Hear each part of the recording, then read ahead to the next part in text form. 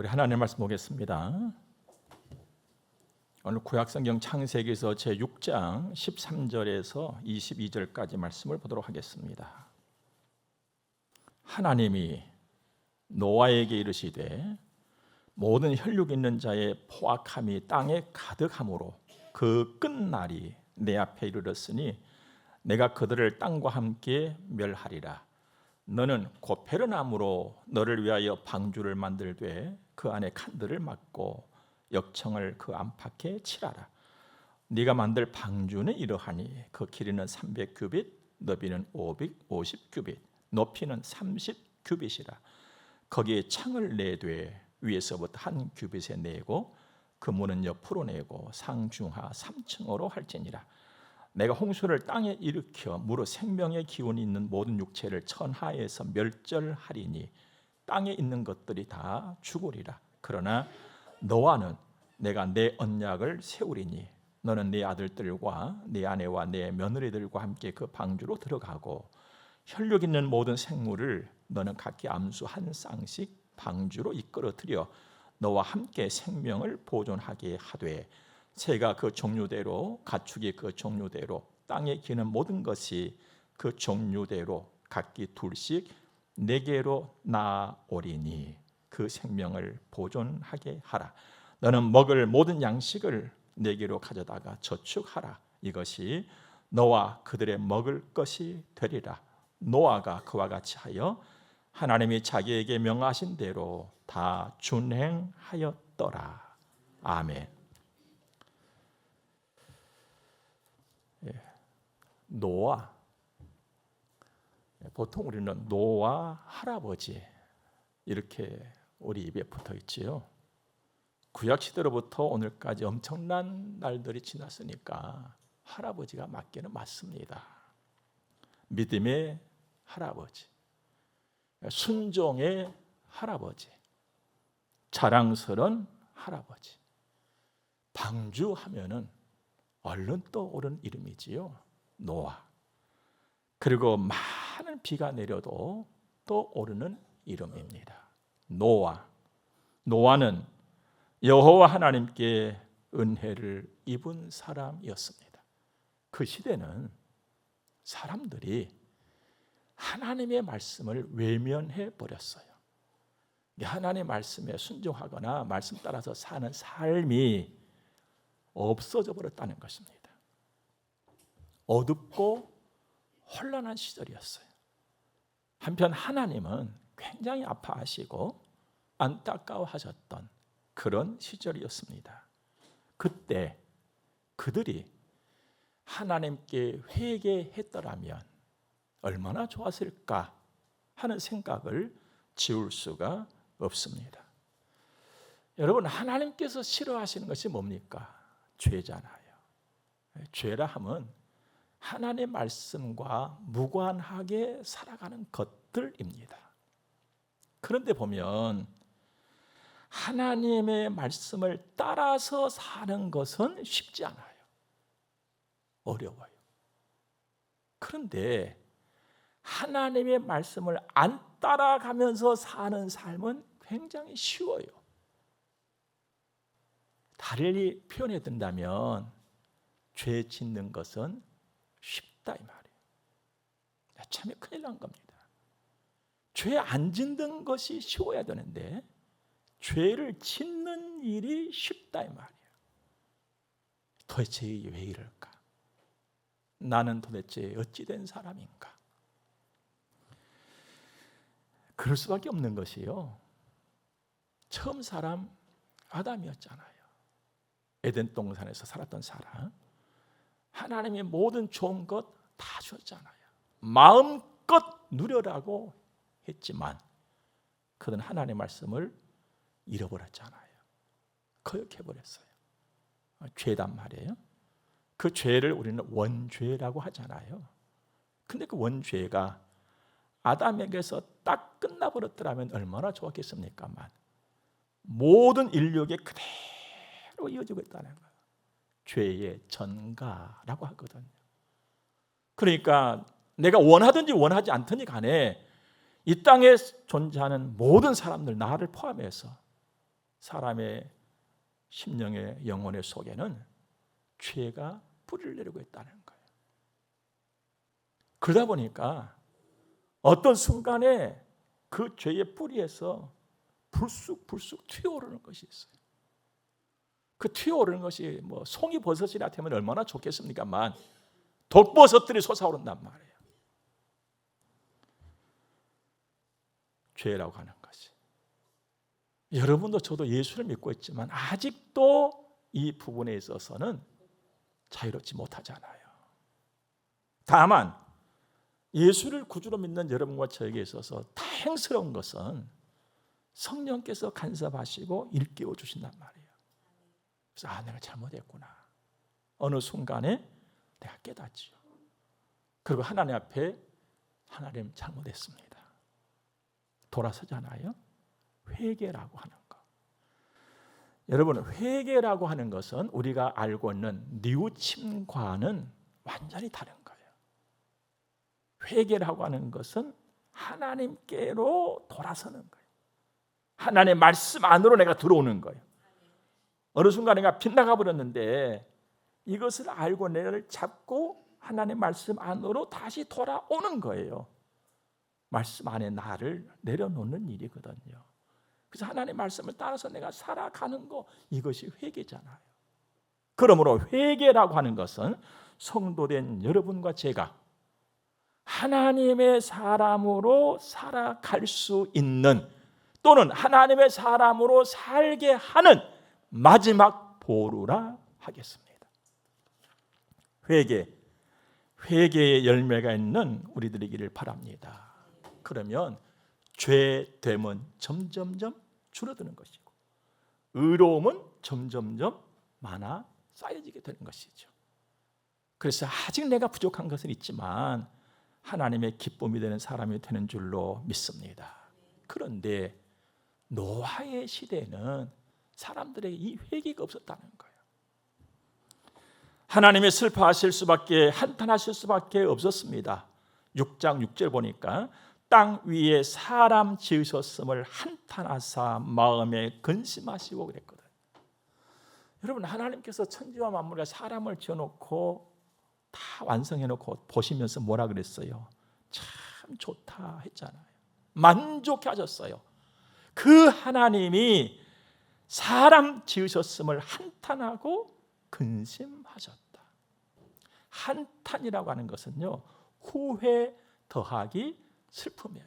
그러니까 큰 슬픔이에요. 더 이상 어떻게 설명할 길이 없을 정도로 슬퍼졌다는 거거든요. 그리고 근심은 고통스럽다 더하기 슬프다는 거예요. 매우 아프다는 거예요. 그러니까 하나님이, 누구도 아니고 하나님이 사람을 보시면서 너무너무 아파하시고 슬퍼하셨다는 거예요. 바로 그런 때에 노아는 하나님의 은혜를 입었다는 거예요. 그런데, 그러니까 정말 남다른 사람 아니었습니까? 8절 말씀에 은혜를 입었더라 그랬어요. 그런데 입었더라가 정말 오묘한 단어예요. 입었더라 이 말은 획득했다는 거예요. 또는 차지했다 이 말이에요. 그러니까 그 시절에도 하나님은 은혜를 주셨는데 노아만 그 은혜를 쥐어잡았다는 것이죠. 그 자기 걸 삼은 거예요. 여러분, 지금도 마찬가지거든요. 하나님은 자기 백성을 향해서 사랑을 주시잖아요. 은혜를 주시잖아요. 그런데 하나님이 주신 사랑과 은혜에 별로 관심 없이 그냥 살아가면 내게 은혜가 느껴지고 임해요? 아닌 거거든요. 그걸 내가 잡아야 된단 말이에요. 내가 쟁취를 해야 되는 거예요. 바로 그 의미를 담고 있는 말씀이 입었더라 이 말이에요. 지금도 마찬가지예요. 나 예배 들을 왔는데 하고 가만히 있고 별 생각 없이 앉아있으면 은혜가 내 것이 안 되는 거예요. 하나님의 말씀과 하나님의 사랑이 내 것이 되어서 내 속에 동화가 되고 내 심령의 변화가 일어나야 되는데 이것이 안 된단 말이에요. 그럼 오늘 어떤 자세를 가져야겠어요? 쟁취하는 자세를 가져야 되는 것이죠. 내가 반드시 받아야지. 이 시간 내가 하나님의 사랑과 은혜를 받아서 내가 느끼고 내 심령의 양식을 삼아서 내 영혼이 단단하고 든든하게 돼야지, 이 마음과 자세와 각오를 가지고 주를 바라보는 거예요. 노아가 바로 그렇게 했다는 것입니다. 정말로 노아는 하나님을 사랑하는 사람이었어요. 9절 말씀에도 이것이 노아의 족본이라 노아는 의인이요 당대의 완전한 자라 그는 하나님과 동행하였으며 했죠. 의인이고 완전했다. 의인이다 이 말은요, 말씀에 순종했다는 거예요.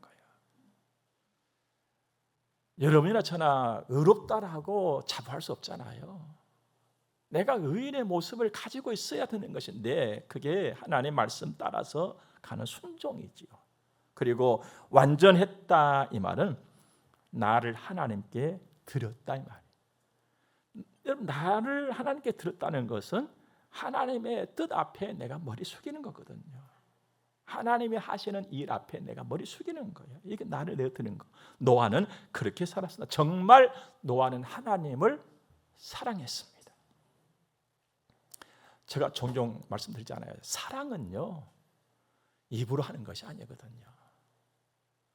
사랑은요, 눈으로 하는 것도 아니에요. 마음으로 하는 거예요. 그 사랑을 하면 사랑하는 쪽으로 내 마음이 가버리는 거예요. 이게 사랑이거든요. 하나님이 나를 사랑하신다는 것은 하나님의 마음이 나에게 항상 와 있다는 거거든요. 내가 하나님을 사랑한다 이것도 내 마음이 하나님께 가 있다는 거거든요. 그러니까 하나님을 바라고 움직여지는 거거든요. 노아가 그렇게 살았단 말이에요. 오늘 또 노아를 통해서 하나님은 하나님의 바라심을 우리에게 전달해 주시는데 너도 그렇게 살아라는 것이죠. 하나님께 마음 두고 사는 것이죠. 22절에 보면은 그 증거가 나옵니다. 하나님 사랑의 증거. 노아가 그와 같이 하여 하나님이 자기에게 명하신 대로 다 준행하였더라. 이 말씀이 간단한 것 같은데요, 좀 뜯어보면 자기에게 명하신 대로 그랬거든요. 그러니까 방법과 개수가 다 포함된 대로, 명하신 대로. 한 개 명했다면 그걸 다 완수하고 이것 해라 했으면 이것을 다 완수했다 이 말이에요. 명하신 대로 준행하였더라. 이것은 내가 생각해 보니까 해도 괜찮겠는데 해서 하고, 저것은 아이고 이건 아닌데 해서 안 하고, 이게 아니고 명하신 대로 빠짐없이 완수했다 이 말이에요. 이게 노아의 믿음이었어요. 정말 부럽지 않아요? 저는 말씀을 준비하면서도요, 굉장히 부러웠어요. 이야, 정말 살아온 날들이 다 돌아봐지면서요, 부러웠어요. 왜 부러웠겠습니까? 그렇게 못 살았으니까. 이야, 정말 부럽다. 내가 어떻게 하면은 노아를 따라갈 수 있을까? 그래서 이렇게 말씀을 드리고 싶어요. 지나온 날들은 어쩔 수가 없다. 이제는 지나온 날 어떻게 하겠습니까? 오늘 지금부터라도 한번 노아처럼 해보자. 네. 여러분, 우리 한번 그렇게 해봅시다.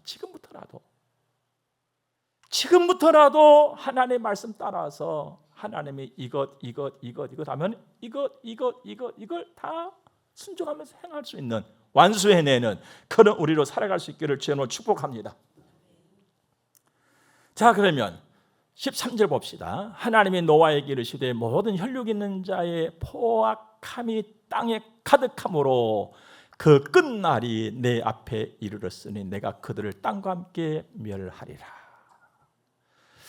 여기서 이제 우리가 관심을 가져야 될 말씀 하나가 그 끝날이에요. 여러분, 끝났다 이 말은요, 더 이상 기회가 없다는 의미예요. 어떤 일이 되었든지 간에 더 이상 어떤 기회는 없는 그날이 하나님의 가까이 왔다는 거예요. 심판의 날이죠. 의인에게는 자랑스러운 날이 되겠습니다만 악인에게는 부끄럽고 무서운 날입니다. 그 날이 온 거예요. 하나님 앞에 가까이 와. 하나님 보시니까 요만큼 다 왔어. 다 온 그 어느 날 하나님이 노아에게 일을 맡기세요. 14절 말씀 보니까 너는 고페르나무로 너를 위하여 방주를 만들되 그 안에 칸들을 막고 역청을 그 안팎에 칠하라. 방주를 만들어라. 방주가요, 구약 성경은 히브리어로 기록되어 있잖아요. 히브리 말로 테바예요. 테바라고 하는 이 방주는요, 돛이 없어요. 가운데 엔진도 없어요.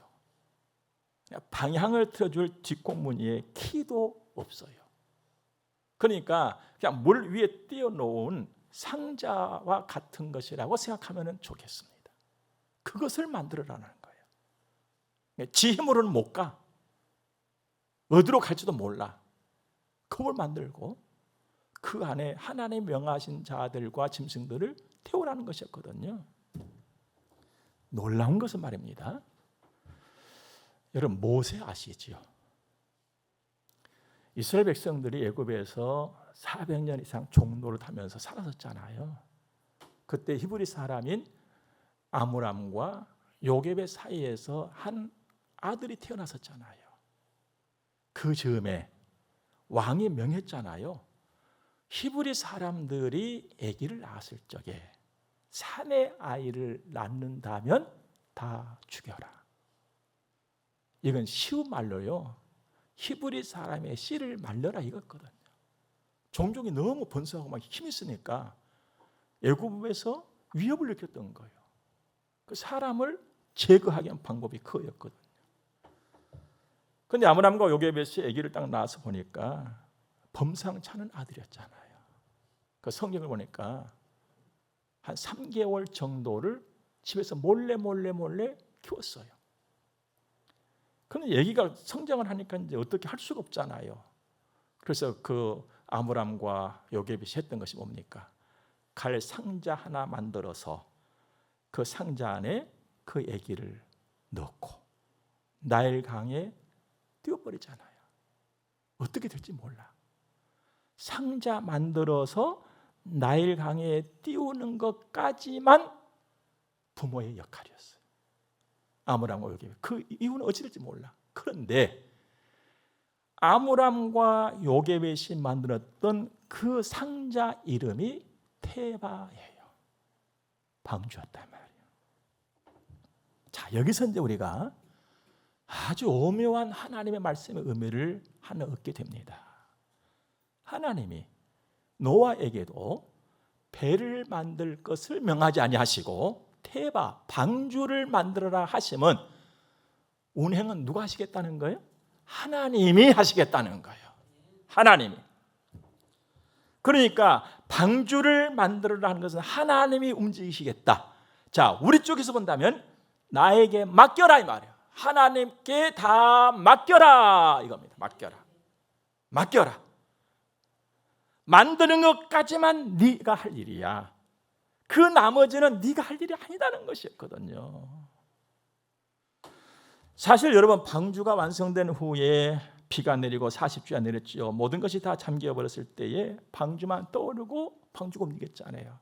하나님이 운행하신 거거든요. 모세를 보면 더 정확하게 느낄 수가 있어요. 자, 아므람과 요깶이 나일강에 그 방주 만들어 가지고 아들 태워서 보냈어요. 어디로 갈지 몰라 이제.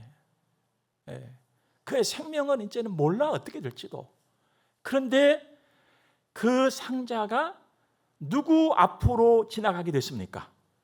애굽 공주 앞으로 지나간 거예요. 공주가 뭐 하러 나왔어요? 시녀들과 함께 목욕하러. 그 타이밍을 누가 맞출 수 있겠냐 말이에요. 근데 보세요. 애굽 왕, 어떤 왕이에요? 히브리 사람이 사내 아이를 낳으면 죽여라고 명했던 왕이에요. 그 공주에게는 그 왕이 누구요? 자기 아버지예요. 근데 성경을 보니까 공주가 그 상자를 건져다가 뚜껑을 열고 뭐라고 말하냐면 히브리 여인의 아이구나 알았어요. 자기 아버지는 죽이려고 했던 그 사람의 아들이라는 것을 공주는 알았단 말이에요. 모르고 데려간 것이 아니라 뻔히 알고 데리고 가서 키웠어요. 이게 하나님 하신 일이었잖아요. 방주의 역사가 바로 이것인 것입니다. 그런데 이제 그 모세가 성장을 해서 장차 출애굽 이스라엘 백성을 히브리 민족의 지도자가 될 줄을 누가 알았겠습니까? 네, 이런 내용을 준비를 하면서 다시 한번 생각을 하면서 제 마음에 강력한 소망이 생겼어요. 아하, 방주로 살아가야 되겠구나. 내가 방주로 살아가야 되겠구나. 그래서 하나님께 예언했습니다. 하나님, 저 방주로 살도록 저 좀 도와주세요. 하나님께 맡기고. 우리 솔직히요, 참 믿음 없이 사는 사람들이에요. 여러분도 저도 그렇고. 그럼 맡긴다 하면서 맡겨집니까? 맡기면 손 털어버리잖아요. 근데 입으로는 맡긴다는 손이 안 털려져. 내가 역시 붙잡고 있어. 여러분도 저처럼 다 같이 하나님, 저 방주로 살게 해주세요. 소원할 수 있기를 주님으로 축복합니다. 자, 그러면 노아는 방주 짓는 일은 잘 마쳤을까? 잘 마쳤지요. 17절에서 20절까지 보면 방주를 짓는 목적까지 설명을 쭉 하시거든. 하나님께서 그 사이즈까지 다 가르쳐줘요. 노아는 여러 날 동안 그 방주를 만들었어요. 얼마나 많은 공사 기간이었을까에 대해서는 정확히 할 길은 없습니다. 우리가 노래하면서 120년 동안 노아가 방주 할아버지가 만들었다고 하는데 120년인지 100년인지 80년인지는 노아하고 하나님만 아시는 사실이에요. 중요한 것은 그 많은 날 방주를 만들면서 되묻지 않았고 쉬지도 않았고 순종했다는 것이 중요한 것이죠. 노아는 끝까지 순종했습니다. 드디어 그 방주에 올라타는 날이 왔어요. 비 오기 직전에. 그런데 20절 말씀 볼까요? 새가 그 종류대로, 가축이 그 종류대로, 땅에 기는 모든 것이 그 종류대로 각기 둘씩 네개로 나아오리니 그 생명을 보존하게 하라. 니한테로 올 거라 말, 올 거라. 니한테로 오는 것을 방주에 태우라는 것이거든요. 그러면 누군가가 보냈으니까 노아한테로 온 것 아니에요? 그럼 누가 보낸다는 거예요? 하나님이 골라서 보내겠다는 거예요. 너는 그걸 받아서 태우기만 해라는 것이죠. 여러분, 방주의 사건은요, 처음부터 마침까지 하나님이 운행을 하세요. 그럼 노아는 뭐 하는 것이냐? 순종하고 또 순종하고 또 순종하는 거예요. 거듭되는 순종. 그래서 제가 오늘 말씀의 제목을 순종하는 수고라고 표현해놨습니다. 오늘 여러분과 저에게 필요한 것이 있다면 순종하고 또 순종하고 더 순종하는 순종의 수고예요. 연속성, 꾸준히 뭔가를 하고 뭔가를 이룰 때에 꼭 요구되는 것이 있어요. 어떠한 일이든지 간에 꾸준히 하는 거예요. 그런데 제일 어려운 일이 꾸준히 하는 거예요. 여러분 살아보니까 그렇지 않습니까? 밥 먹는 거 빼고 밥은 꾸준히 먹어. 안 먹으면 속에서 그냥 빨리 밥 주라고 속에서 야단을 쳐.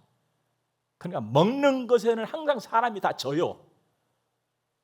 먹는 것에만 사람이 져요. 그 나머지 것들은요 다 자기가 이겨내 버립니다. 그래서 꾸준히가 어려운 거예요. 하지만 여러분과 저는 나대로 꾸준히가 아니라 하나님 말씀을 따라서 꾸준히가 되는 그 은혜가 있기를 주의 이름으로 축복합니다. 노아는 하나님의 말씀 따라서 방주를 만들었습니다만 오늘 여러분과 저에게 요구되는 것은 내가 방주로 사는 거예요. 내 인생의 운전을 하나님이 하시도록 나를 내어드리는 거예요. 하나님께. 어느 날 아침에 차를 운전하고 예배당으로 오는 길이었습니다. 근데 운전석 그 자리에 제가 앉았지요. 그 순간에 그 운전대가 저에게 이렇게 말을 하는 것 같았습니다.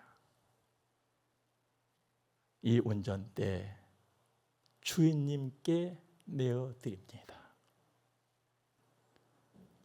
주인님 원하는 대로 운전대 움직여 주세요. 저는 주인님이 움직이는 대로 따라가겠습니다. 이렇게 말하는 것 같았어요. 그래서 시동을 걸고 운전대를 잡고 내가 원하는 방향으로 틀고 엑셀을 밟았더니 자동차는 그대로 따라왔어요. 사랑하는 여러분, 우리 늘 고백하잖아요. 나의 주인은 여호와 하나님이라고. 그러면서도 자동차 운전대가 내게 말했던 것처럼 나의 주인 되신 주님, 내 삶의 전부를 주께 맡깁니다. 주님 인도하신 대로 저는 따라가겠습니다. 이것이 잘 안 되잖아요. 나대로 틀고 가잖아요. 나대로. 내 생각대로 틀고 막 가버리잖아요. 오늘 또 우리 함께 한번 고백합시다. 나의 주인은 여호와 하나님이시다. 바울은 고백했잖아요. 내가 사나 죽으나 주의 것이라고. 우리에게는 입술에만 붙어있는 이런 고백이 아니라 자동차가 그 운전대의 주인이 나라는 것을 알고 나에게 맡겼듯이 나도 여호와 하나님이 나의 주인 되심을 알고 그 하나님께 좀 맡길 수 있는, 그래서 하나님의 말씀 따라서 순종하는, 우리 노래 이렇게 잘하잖아요. 주의 인도하심 따라, 주의 인도하심 따라. 노래한 만큼만이라도 내가 이렇게 한다면 나의 삶은 바뀌고 나는 달라질 것이다 생각합니다. 이 은혜가 우리 모두에게 있어서 순종하는 수고가 있는 그 아름다운 믿음이 내 것 되는 그 은혜가 있기를 주의 이름으로 축복합니다. 기도하겠습니다. 좋으신 하나님을 찬양하며 감사합니다. 오늘도 말씀을 받고 가슴에 담습니다. 주님, 어쩌든지 내가 방주 되어서 살게 하옵소서. 내가 방주로 살게 하옵소서. 이 시간 헌금 드려서 봉헌하겠습니다. 주님 받으시고 복을 주옵소서. 예수님 거룩하신 이름으로 기도드립니다. 아멘. 축복을 받겠습니다. 교회 머리가 되시는 우리 구주 예수 그리스도의 은혜와 하나님 우리 아버지 무한 극진하신 사랑하심과 성령님의 감화 교통하심이 하나님의 거룩한 자녀들의 머리 위에 이제로부터 영원토록 함께 있을지어다. 아멘.